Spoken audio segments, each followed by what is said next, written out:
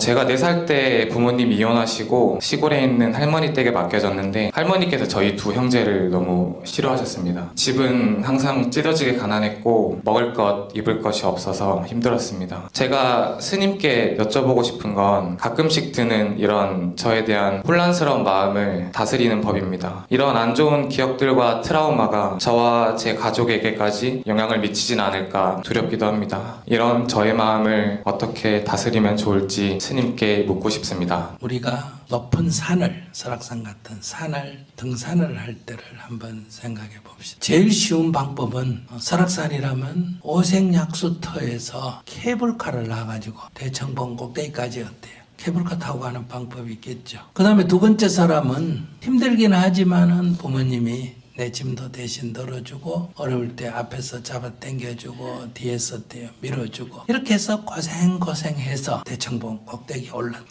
세 번째 케이스는 어떤 케이스냐, 등산을 가는데 가족이 같이 못 갔다. 엄마 아빠가 안 가겠다 그래. 나 혼자 가게 됐다. 그래서 옆에 보니까 나하고 같은 또래인데 짐을 다 부모가 져주기도 하고 밀어도 주고 당겨도 주는데 나는 아무도 밀어주는 사람도 없고 당겨주는 사람도 없고 그래서 혼자서 외로이 부러워하면서 이렇게 저렇게 힘들게 죽을 힘을 다해가 정상에 올랐다. 네 번째 케이스는 아빠는 할머니가 나를 데리고 봉정하면 기도하러 간다.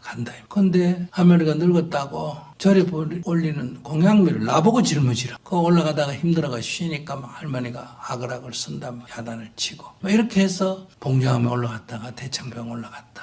자, 등산을 하는 과정은 이렇게 다 서로 다른데 네 사람이 다 정상에 섰어. 일단 정상에 올라오면 맨몸으로 올라온 사람이나 등짐 지고 올라온 사람이나 케이블카 타고 올라온 사람이나 빈몸으로 온 사람이나 정상에 오면 다 똑같아. 평등해. 근데 이 사람이 다른 사람에게 앞으로 자기 역할을 할 때 이 사람이 만약에 등산을 돕는다 그러면 이 사람의 역량 중에 어떤 사람이 제일 경험이 많겠어요? 힘들게 올라올수록 어때요? 경험이 많겠죠. 이미 정상에 섰기 때문에 더 어려운 과정을 겪을수록 사실은 정상에 이미 서 있는 입장에서는 훨씬 더 그것이 많은 경험을 갖게 된다.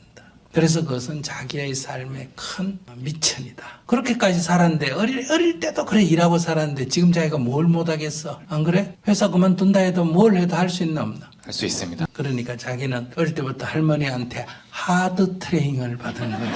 아시겠어요? 네, 감사합니다.